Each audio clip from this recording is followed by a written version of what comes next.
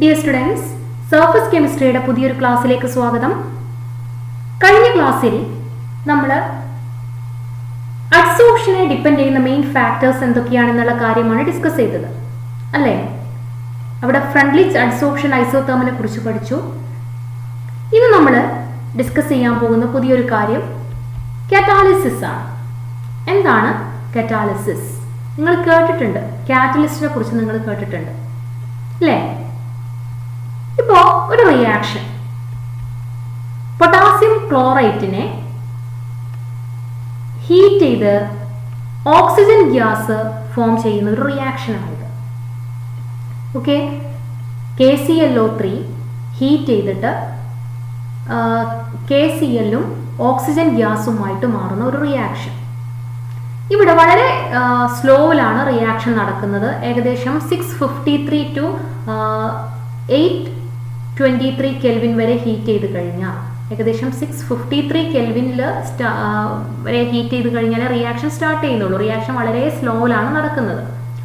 എന്നാൽ ഇതേ റിയാക്ഷനെ നമ്മൾ MnO2ന്റെ മാംഗനീസ് ഡയോക്സൈഡിന്റെ പ്രസൻസിൽ നടത്തുകയാണെങ്കിൽ, ഇതേ റിയാക്ഷൻ പൊട്ടാസ്യം ക്ലോറൈറ്റിനെ നമ്മൾ ചൂടാക്കി ഓക്സിജൻ ഗ്യാസ് ഫോം ചെയ്യുന്ന റിയാക്ഷനെ മാംഗനീസ് ഡയോക്സൈഡിന്റെ പ്രസൻസിൽ നടത്തുകയാണെങ്കിൽ ഏകദേശം 473 കെൽവിനിൽ ഹീറ്റ് ചെയ്യുമ്പോഴേക്കും റിയാക്ഷൻ നടക്കാൻ തുടങ്ങുന്നു. അതും കൂടുതൽ വളരെ നല്ല സ്പീഡിൽ തന്നെ, വളരെ കൂടിയ റേറ്റിൽ തന്നെ റിയാക്ഷൻ നടക്കുന്നു.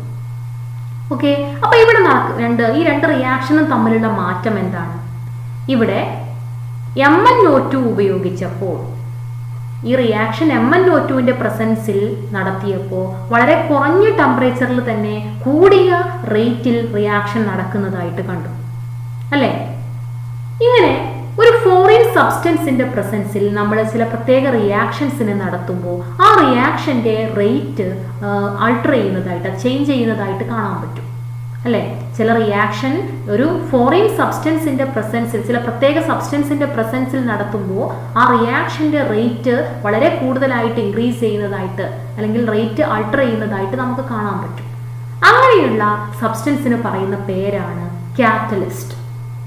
ഓക്കെ, എന്താണ്? നിങ്ങൾ കേട്ട ടേം തന്നെയാണ് കാറ്റലിസ്റ്റ്. അപ്പൊ എന്താണ് catalyst? The substance which alter the rate of a chemical reaction without itself undergoing any permanent chemical change is called catalyst. നിങ്ങൾക്ക് എല്ലാവർക്കും അറിയുന്ന കാര്യമാണ്, അല്ലേ? ഒരു കെമിക്കൽ റിയാക്ഷന്റെ റേറ്റിനെ ആൾട്ടർ ചെയ്യുന്ന, എന്നാൽ അതിന് ഒരു കെമിക്കൽ ചേഞ്ചും സ്വയം സംഭവിക്കാതെ, പെർമനന്റ് ചേഞ്ച് ഒന്നും സംഭവിക്കാതെ ഒരു റിയാക്ഷന്റെ റേറ്റിനെ ആൾട്ടർ ചെയ്യുന്ന സബ്സ്റ്റൻസിനെയാണ് നമ്മൾ കാറ്റലിസ്റ്റ് എന്ന് പറയുന്നത്. ആ പ്രോസസ്സിന് പറയുന്ന പേരാണ്, ആ ഫിനോമിനക്ക് പറയുന്ന പേരാണ് കാറ്റാലിസിസ്. ഒരു സബ്സ്റ്റൻസ്, ഒരു ഫോറിൻ സബ്സ്റ്റൻസ് ഒരു റിയാക്ഷന്റെ റേറ്റിനെ ആൾട്ടർ ചെയ്യുന്ന പ്രോസസ്സിന് പറയുന്ന പേരാണ് കാറ്റാലിസിസ്. ഓക്കെ, അപ്പോൾ the substance which alter the rate of a chemical reaction without undergoing any permanent chemical change is called catalyst and that phenomena is known as catalysis. അപ്പോൾ എന്താണ് catalysis എന്ന് മനസ്സിലായില്ലേ? ഒരു റിയാക്ഷൻ, ഒരു പെർട്ടിക്കുലർ ഫോറിൻ സബ്സ്റ്റൻസിന്റെ പ്രസൻസിൽ അതിന്റെ rate alter ചെയ്യുന്ന പ്രോസസ്സിന് പറയുന്ന പേരാണ് കാറ്റാലിസിസ്. അപ്പൊ ഇന്ന് നമ്മളിവിടെ പഠിക്കാൻ പോകുന്നത് കാറ്റാലിസിസിനെ കുറിച്ചാണ്. ഓക്കെ ആണല്ലോ? അപ്പൊ എന്താണ് കാറ്റാലിസിസ് എന്ന് മനസ്സിലായില്ലേ? അപ്പോ ഈ കാറ്റാലിസിസിനെ കുറിച്ച്, അല്ലെങ്കിൽ കാറ്റലിസ്റ്റിനെ കുറിച്ചൊക്കെ പറയുന്ന സമയത്ത് നിങ്ങൾ കേട്ടിട്ടുണ്ടായിരിക്കും പ്രൊമോട്ടേഴ്സ് എന്ന് പറയുന്ന ഒരു സംഭവം. പ്രൊമോട്ടേഴ്സും പോയ്സൺസും. എന്താണ് പ്രൊമോട്ടറുടെ റോള്? ഓരോ കാറ്റാലിസിസിലും ഒരു പ്രൊമോട്ടർ ഉണ്ടായിരിക്കും. എന്താണ് പ്രൊമോട്ടർ എന്ന് പറഞ്ഞു കഴിഞ്ഞാൽ, ഒരു കാറ്റാലിസിസിൽ ആ കാറ്റലിസ്റ്റിനെ പ്രൊമോട്ട് ചെയ്യുന്ന, ആ കാറ്റലിസ്റ്റിനെ സപ്പോർട്ട് ചെയ്യുന്ന ചില സബ്സ്റ്റൻസുകൾ ഉണ്ടായിരിക്കും. അതിന്റെ ആക്ടിവിറ്റി ഇൻക്രീസ് ചെയ്യിക്കുന്ന ചില സബ്സ്റ്റൻസ് ഉണ്ടായിരിക്കും. ഒരു കാറ്റലിസ്റ്റിന്റെ ആക്ടിവിറ്റി ഇൻക്രീസ് ചെയ്യിക്കുന്ന, അതിനെ സപ്പോർട്ട് ചെയ്യുന്ന ചില സബ്സ്റ്റൻസിന് പറയുന്ന പേരാണ് പ്രൊമോട്ടേഴ്സ്. ഓക്കെ, അപ്പൊ എന്താണ് പോയ്സൺസ് എന്ന് പറഞ്ഞു കഴിഞ്ഞാൽ? പോയ്സൺസ് അതിന്റെ നേരെ ഓപ്പോസിറ്റ് പ്രോസസ്സാണ് ചെയ്യുന്നത്. കാറ്റലിസ്റ്റിന്റെ ആക്ടിവിറ്റി എന്ത് ചെയ്യുന്നു? കുറയ്ക്കുന്നു. അങ്ങനെയുള്ള സബ്സ്റ്റൻസിന് പറയുന്ന പേരാണ് പോയ്സൺസ്. ഓക്കെ, എന്താണ്? പോയ്സൺസ്. അപ്പൊ എന്താണ് പ്രൊമോട്ടേഴ്സ് എന്ന് പറഞ്ഞാൽ? Promoters are the substance that enhance the activity of a catalyst. ഒരു കാറ്റലിസ്റ്റിന്റെ ആക്ടിവിറ്റിയെ എൻഹാൻസ് ചെയ്യുന്ന സബ്സ്റ്റൻസിന് പറയുന്ന പേരാണ് പ്രൊമോട്ടേഴ്സ്. ഓക്കെ, അപ്പോൾ എന്താണ് poisons? Poisons decrease the activity of catalyst. ഒരു കാറ്റലിസ്റ്റിന്റെ ആക്ടിവിറ്റിയെ കുറയ്ക്കുന്ന സബ്സ്റ്റൻസിന് പറയുന്ന പേരാണ് പോയ്സൺസ്. ഓക്കെ, അപ്പോൾ പ്രൊമോട്ടർക്ക് ഒരു എക്സാമ്പിൾ, നമ്മൾ ഹേബർ പ്രോസസ്സിൽ അമോണിയയുടെ മാനുഫാക്ചറിങ് പ്രോസസ്സിൽ മൊളിബ്ഡിനത്തിന്റെ റോൾ എന്താണെന്ന് പറയാമോ? അവിടെ അയേൺ ആണ് കാറ്റലിസ്റ്റ്. ഈ അയേൺ എന്ന് പറയുന്ന കാറ്റലിസ്റ്റിന്റെ ആക്ടിവിറ്റിയെ എൻഹാൻസ് ചെയ്യുന്നതിന് വേണ്ടിയിട്ടാണ് മൊളിബ്ഡിനം ഉപയോഗിക്കുന്നത്. അതായത് മൊളിബ്ഡിനം ഒരു പ്രൊമോട്ടറാണ്. ഓക്കെ, അപ്പോൾ ഹേബർ പ്രോസസ്സിൽ മൊളിബ്ഡിനം ഒരു പ്രൊമോട്ടർ ആയിട്ടാണ് ഉപയോഗിക്കുന്നത്. അത് കാറ്റലിസ്റ്റിന്റെ ആക്ടിവിറ്റിയെ എൻഹാൻസ് ചെയ്യുന്നതിന് വേണ്ടിയിട്ടാണ് ഉപയോഗിക്കുന്നത്. ഓക്കെ, അപ്പോൾ പ്രൊമോട്ടർക്ക് എക്സാമ്പിൾ പഠിച്ചല്ലോ. ഏതാണ്? ഹേബർ പ്രോസസ്സിൽ മൊളിബ്ഡിനം ഉപയോഗിക്കുന്നത് ഒരു പ്രൊമോട്ടർ ആയിട്ടാണ്. അതുപോലെ പോയ്സൺസ്, സാധാരണ ഉപയോഗിക്കുന്ന ചില പോയ്സൺസ് ആണ്.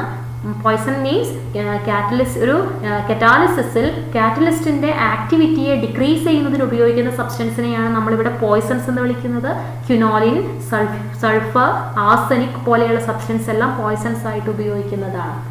ഓക്കെ, ഇപ്പോൾ ആൽക്കൈൻസിനെ ആൽക്കീനായിട്ട് ആൽക്കൈൻസിന്റെ ഹൈഡ്രോജനേഷൻ പ്രോസസ്സിലൂടെ ആൽക്കീൻ ആക്കുന്ന റിയാക്ഷനിൽ ലിൻഡ്ലാർഡ് കാറ്റലിസ്റ്റിന്റെ കൂടെ നമുക്ക് ക്വിനോലിൻ ഒരു പോയ്സൺ ആയിട്ട് ഉപയോഗിക്കാൻ പറ്റും. ഓക്കെ, ആൽക്കൈനെ ഹൈഡ്രോജനേഷൻ പ്രോസസ്സിലൂടെ ആൽക്കീനാക്കി മാറ്റുന്ന റിയാക്ഷനിൽ ക്വിനോലിൻ ഒരു പോയ്സൺ ആയിട്ട് ഉപയോഗിക്കുന്നുണ്ട്. എന്താണ് അതിന് കാരണം എന്ന് പറയാമോ?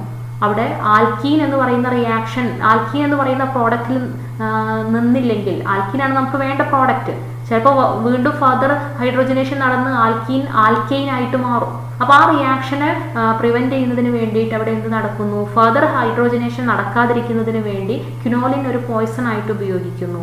അതായത് കാറ്റലിസ്റ്റിന്റെ ആക്ടിവിറ്റി കുറയ്ക്കുന്നതിന് വേണ്ടിയിട്ട്. ഓക്കെ, അപ്പോൾ എന്താണ് പ്രൊമോട്ടർ, എന്താണ് പോയ്സൺ എന്നുള്ള കാര്യം പഠിച്ചു അല്ലേ? ഒരു കാറ്റലിസ്റ്റിന്റെ ആക്ടിവിറ്റിയെ എൻഹാൻസ് ചെയ്യുന്ന സബ്സ്റ്റൻസിനെ പ്രൊമോട്ടർ എന്ന് വിളിക്കുന്നു. കാറ്റലിസ്റ്റിന്റെ ആക്ടിവിറ്റി ഡിക്രീസ് ചെയ്യിക്കുന്ന സബ്സ്റ്റൻസിനെ നമുക്ക് പോയ്സൺ എന്നും വിളിക്കാം. ഓക്കെ, ഇനി നമുക്ക് പഠിക്കാനുള്ളത് ടൈപ്പ് ഓഫ് കറ്റാലിസിസ് ആണ്.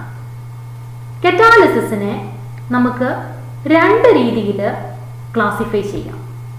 അതിൽ ഒന്നാമത്തത് ഹോമോജീനസ് കറ്റാലിസിസ്. എന്താണ്? Homogeneous catalysis. രണ്ടാമത്തത് ഹെട്രോജീനസ് കറ്റാലിസിസ്. അപ്പൊ കറ്റാലിസിസിനെ നമുക്ക് രണ്ട് രീതിയിൽ ക്ലാസിഫൈ ചെയ്യാം, ഹോമോജീനസ് കറ്റാലിസിസും ഹെട്രോജീനസ് കറ്റാലിസിസും. എന്തിന്റെ ബേസിലാണ് ഈ ക്ലാസിഫിക്കേഷൻ? കാറ്റലിസ്റ്റിന്റെയും റിയാക്റ്റന്റിന്റെയും ഫിസിക്കൽ സ്റ്റേറ്റിന്റെ ബേസിലാണ് നമ്മൾ ക്ലാസിഫൈ ചെയ്തിരിക്കുന്നത്.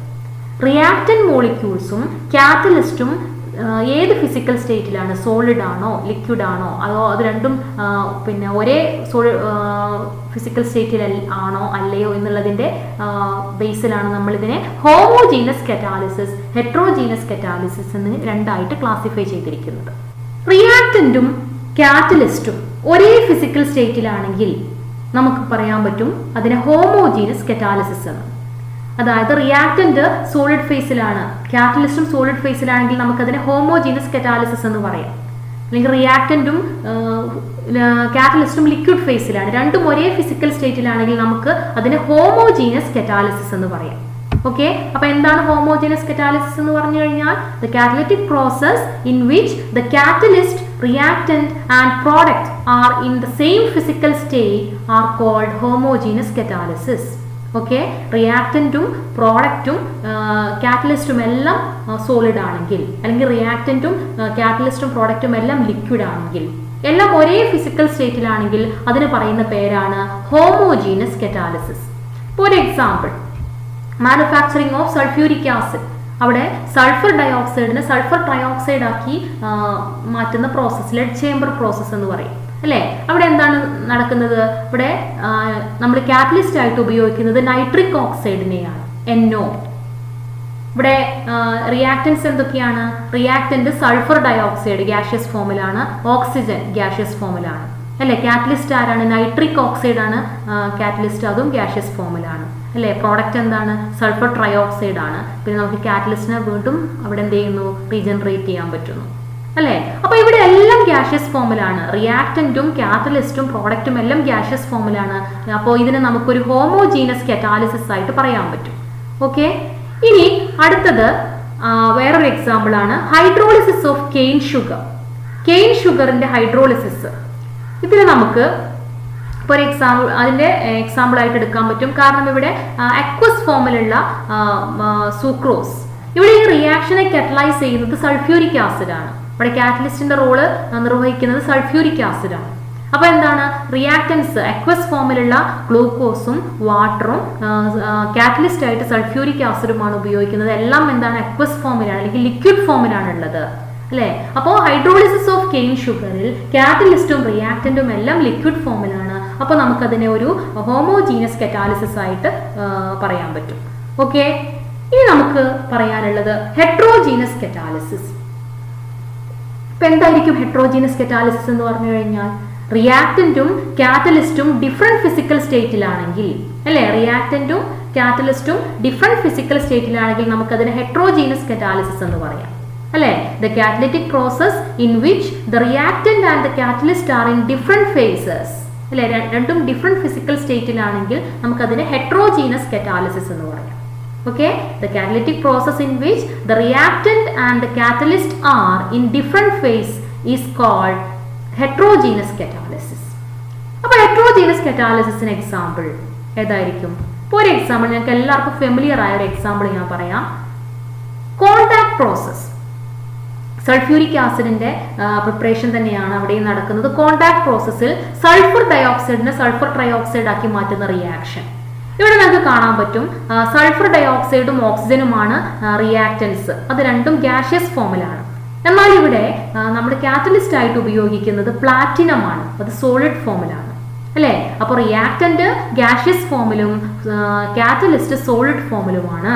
ഇത് ഒരു ഹെട്രോജീനസ് കറ്റാലിസിസിന് എക്സാമ്പിൾ ആണ്. ഓക്കെ, അടുത്ത വേറൊരു എക്സാമ്പിൾ നമുക്ക് പറയാം ഹേബർ പ്രോസസ്. നിങ്ങൾക്ക് എല്ലാവർക്കും ഫെമിലിയർ ആയ ഒരു എക്സാമ്പിൾ ആണ് Haber process, manufacturing of ammonia അല്ലെ.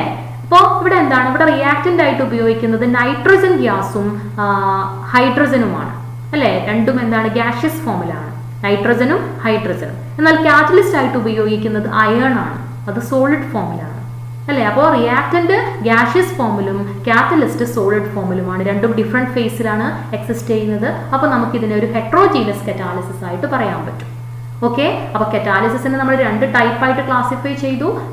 റിയാക്ടന്റിന്റെയും കാറ്റലിസ്റ്റിന്റെയും ഫിസിക്കൽ സ്റ്റേറ്റിന്റെ ബേസിലാണ് ഹോമോജീനസ് കറ്റാലിസിസ്, ഹെട്രോജീനസ് കറ്റാലിസിസ് അല്ലെ. വളരെ ഇമ്പോർട്ടന്റ് ആണ്. രണ്ടിനും എക്സാമ്പിളുകളും പഠിച്ചു. ഓക്കെ ആണല്ലോ. ഇനി അടുത്തതായിട്ട് നമുക്ക് ഡിസ്കസ് ചെയ്യാനുള്ളത് adsorption theory of heterogeneous catalysis. Heterogeneous കറ്റാലിസിസിന്റെ മെക്കാനിസം ആണ് നമ്മൾ ഇനി പഠിക്കാൻ പോകുന്നത്. ഓക്കെ, എങ്ങനെയാണ് ഹെട്രോജീനസ് കറ്റാലിസിസ് നടക്കുന്നത്, അതിന്റെ മെക്കാനിസം. അപ്പോൾ ഹെട്രോജീനസ് കറ്റാലിസിസിന്റെ മെക്കാനിസം നമ്മൾ പഠിക്കാൻ പോകുന്നത് മോഡേൺ അഡ്സോർപ്ഷൻ തിയറിയിലൂടെയാണ്. Modern adsorption theory. Modern adsorption theory എന്ന് പറയുന്നത് ഓൾഡ് അഡ്സോർപ്ഷൻ തിയറിയുടെയും ഇന്റർമീഡിയറ്റ് കോമ്പൗണ്ട് ഫോർമേഷൻ തിയറിയുടെയും ഒരു കോമ്പിനേഷനാണ്. ഓക്കെ, അപ്പൊ നമ്മൾ ഇവിടെ ആദ്യം പഠിക്കാൻ പോകുന്നത് ഓൾഡ് അഡ്സോർപ്ഷൻ തിയറിയെ കുറിച്ചാണ്. ഓൾഡ് അഡ്സോർപ്ഷൻ തിയറി എന്താണ്? ഓൾഡ് അഡ്സോർപ്ഷൻ തിയറിയിൽ പറയുന്നത് ഒരു റിയാക്ടന്റ് മോളിക്യൂൾ കാറ്റലിസ്റ്റിന്റെ സർഫസിലേക്ക് വന്ന് അഡ്സോർബ് ചെയ്യുകയാണ് ചെയ്യുന്നത്. അപ്പൊ നിങ്ങൾക്ക് ഇവിടെ കാണാൻ പറ്റും ഓൾഡ് അഡ്സോർപ്ഷൻ തിയറിയിൽ പറയുന്നത് എയും ബിയുമാണ് റിയാക്ടന്റ് മോളിക്യൂൾ. ഈ രണ്ട് റിയാക്ടന്റ് മോളിക്യൂള് കാറ്റലിസ്റ്റിന്റെ സർഫസിൽ വന്നിട്ട് അതിന്റെ സർഫസിൽ വന്ന് അഡ്സോർബ് ചെയ്യുന്നു. അങ്ങനെ കാറ്റലിസ്റ്റിന്റെ സർഫസിൽ വന്ന് അഡ്സോർബ് ചെയ്യുന്നതിന്റെ ഫലമായിട്ട് എന്താണ് സംഭവിക്കുന്നത്? കാറ്റലിസ്റ്റിന്റെ സർഫസിൽ റിയാക്ടന്റ് മോളിക്യൂളിന്റെ കോൺസെൻട്രേഷൻ ഇൻക്രീസ് ചെയ്യുന്നു. ഇങ്ങനെ കാറ്റലിസ്റ്റിന്റെ സർഫസിൽ വെച്ച് അഡ്സോർപ്ഷൻ നടക്കുന്നു. അഡ്സോർപ്ഷൻ ഒരു എക്സോതെർമിക് പ്രോസസ് ആണെന്ന് നമുക്ക് പറയാം. അപ്പോൾ അതിന്റെ ഫലമായിട്ട് എന്ത് ഹീറ്റ് എനർജി പുറത്തേക്ക് ലിബറേറ്റ് ചെയ്യുന്നു. ഈ ഹീറ്റ് എനർജി റിയാക്ഷനെ എൻഹാൻസ് ചെയ്യുന്നതിന് വേണ്ടിയിട്ട് ഉപയോഗിക്കും. അങ്ങനെ കാറ്റലിസ്റ്റിന്റെ സർഫസിലേക്ക് അഡ്സോർബ് ചെയ്ത റിയാക്ടന്റ് മോളിക്യൂൾ ആ സർഫസിൽ വെച്ച് റിയാക്ഷൻ നടത്തുകയും പ്രോഡക്റ്റ് ആയിട്ട് മാറുകയും ചെയ്യുന്നു. അങ്ങനെ അത് കാറ്റലിസ്റ്റിന്റെ സർഫസിൽ നിന്ന് പ്രോഡക്റ്റ് ആയിട്ട് മാറി സർഫസിൽ നിന്ന് റിമൂവ് ചെയ്യപ്പെടുന്നു എന്നാണ് ഓൾഡ് അഡ്സോർപ്ഷൻ തിയറിയിൽ പറയുന്നത്. എന്താണ്, ഒരു കാറ്റലിസ്റ്റിന്റെ സർഫസിലേക്ക്, ഇതാണ് കാറ്റലിസ്റ്റ്, ഇതിന്റെ സർഫസിലേക്ക് റിയാക്റ്റന്റ് മോളിക്യൂൾ എയും ബിയും വന്ന് അഡ്സോർബ് ചെയ്യുന്നു. അങ്ങനെയുള്ള ഈ അഡ്സോർപ്ഷൻ പ്രോസസ്സ് ഒരു എക്സോതെർമിക് പ്രോസസ്സാണ്. അതിന്റെ ഫലമായിട്ട് അവിടെ ധാരാളം ഹീറ്റ് എനർജി പുറത്തേക്ക് ലിബറേറ്റ് ചെയ്യുന്നു.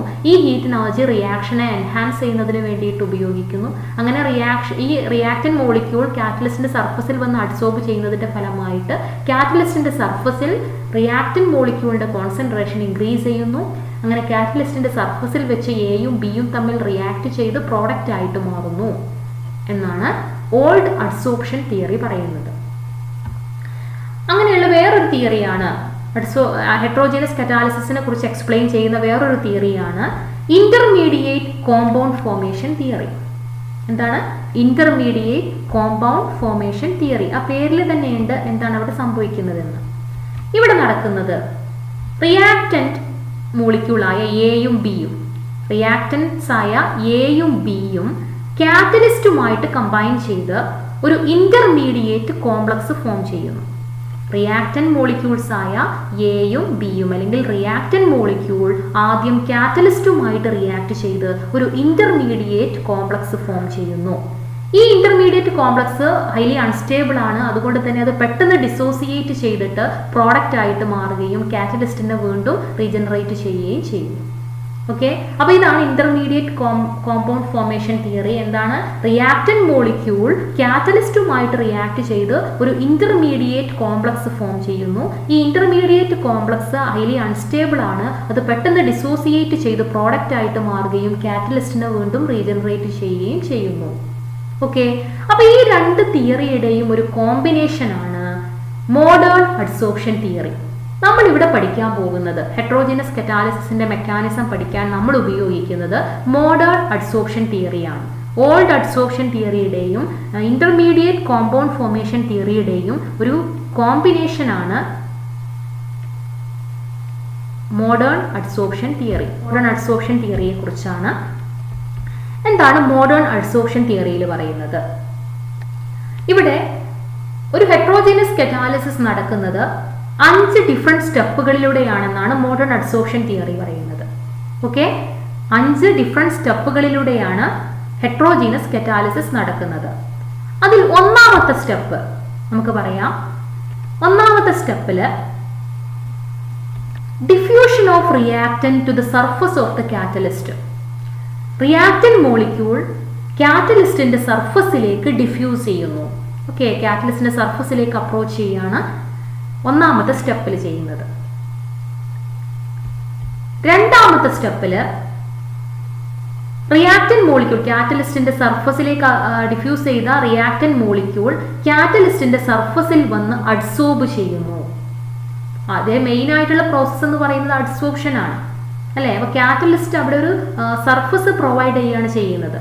ഈ കാറ്റലിസ്റ്റിന്റെ സർഫസിലേക്ക് റിയാക്റ്റന്റ് മോളിക്യൂളുകൾ വന്ന് അഡ്സോർബ് ചെയ്യുന്നു, അല്ലേ? അപ്പോൾ അവിടെ ഒരു വീക്ക് ബോണ്ട് ഫോർമേഷൻ നടക്കാം, അല്ലേ? ചെറിയൊരു വീക്ക് കെമിക്കൽ ബോണ്ട് ഫോർമേഷൻ നടക്കാം, കെമിസോപ്ഷൻ ആണ്, അല്ലേ? അപ്പൊ കെമിസോപ്ഷൻ നടക്കുന്നതിന്റെ ഫലമായിട്ടൊരു വീക്ക് ബോണ്ട് കാറ്റലിസ്റ്റും ഈ റിയാക്റ്റന്റ് മോളിക്യൂളും തമ്മിൽ ഫോം ചെയ്യാം.